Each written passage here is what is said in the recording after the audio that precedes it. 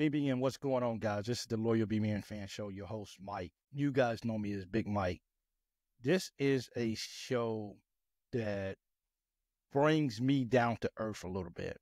Now, I sat behind this seat, and we lose a ball game, and I get emotional, sometimes too much emotional. But I got reminded today, and I got reminded of a word called perspective. And when Leah Bryant sent me the text, first of all, I couldn't deny that she was wrong. She was absolutely right with what she said. She wasn't slamming me as a person. She just was giving me her perspective in the sense of the perspective I think we're forgetting here at Kentucky. And we've been so accustomed to, over the last 15 years, to have freshmen come into Kentucky and be caliber players. And now that we have Noah, then we have Trent Noah, Travis Perry, and Chandler, now we view them from the same perspective, I feel, as we do the other five-star players that's been coming here to Kentucky. And look, I can't sit here and criticize anybody for that. You want to know why? Because I'm just as guilty as the next person. So this is not more so about calling out everyone else. This is about calling out myself, holding myself responsible for not taking things into better perspective.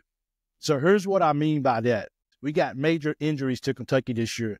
No big secret. The whole nation knows it.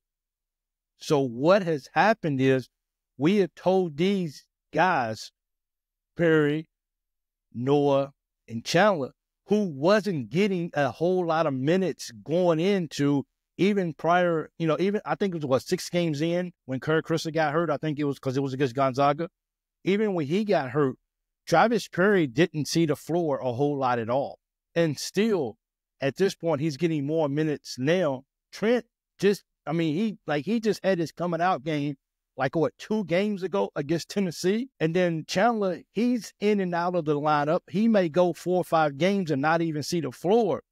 So our perspective is this: when these guys come into the lineup, when these guys come into the ball game, and they're not superstar freshmen like the guys that we used to getting.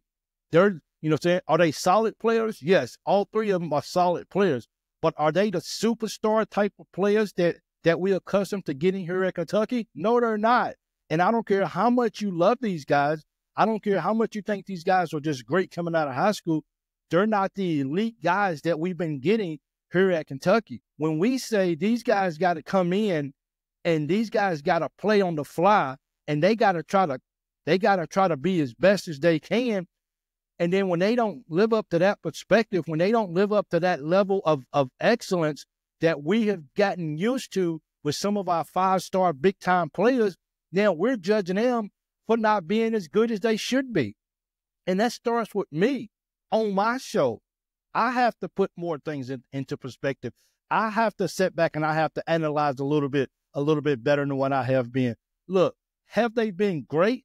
No. But you know what? I think for what they're doing, I think these guys are doing a good job for what's being asked at a such. Look, if we being real, if Butler wasn't hurt, if Kerr Kriisa wasn't hurt, if Jackson Robinson wasn't hurt, would we really be seeing these guys right now on the floor? And I think that's the perspective that we're forgetting is these guys are getting thrown into the fire. These guys are getting thrown in and says, I need you to play a big boy role. Now, this has nothing to do with the older guys who's been playing college basketball, for years now. It has nothing to do with those guys. If we want to call those guys out and says, hey, you need to do a better job. You've been playing basketball for a certain amount of years. You should know that. You should be doing better with your free throws. You should be blocking out. You should be crashing the boards. You should not be turning the ball over as easy as you are. We can say that about those older guys, but keeping into perspective of what's going on with these young freshmen who's being thrown into the fire. Look, I asked a would you rather question on the show of would you rather Would you rather swim with sharks or would you rather walk through a lion's den? That's exactly what they're being done. These guys are asking to go swim with sharks. These guys are asking to go and walk through a lion's den. It just is. What other choice does Coach Pope have right now? Look, we can leave all three guys on the bench right now, right? We can leave them all on the bench. That's 15 fouls that we're giving away. That's 15 fouls. That means somebody else on our starting team or the guys who play a lot, then that means that's more fouls for them. That means no rest for them. That means that those guys are going every single game, the whole ball game just about, with very minimum rest. Then what do we look like? Exactly. So I have to bring myself in, and thank you, Leah Bryant, for sending me an inbox text and talking to me about that, because you're 100% right. We need to take this and we need to bring it down a little bit. Or let me tell you, I hate to tell people what they should do. We're all grown people. I can't tell people what to do. So I'm going to speak for myself. I need to bring it down a little bit and not be so harsh on these guys. I just I'm guilty of it. Lock me up, throw away the key, for real, because I've been guilty of that. There's a lot of people out there who continue to support these guys regardless of how it looks. So this ain't about you guys, but I think collectively as a BBN, because see, look, let's just be real. BBN is just passionate about Kentucky basketball.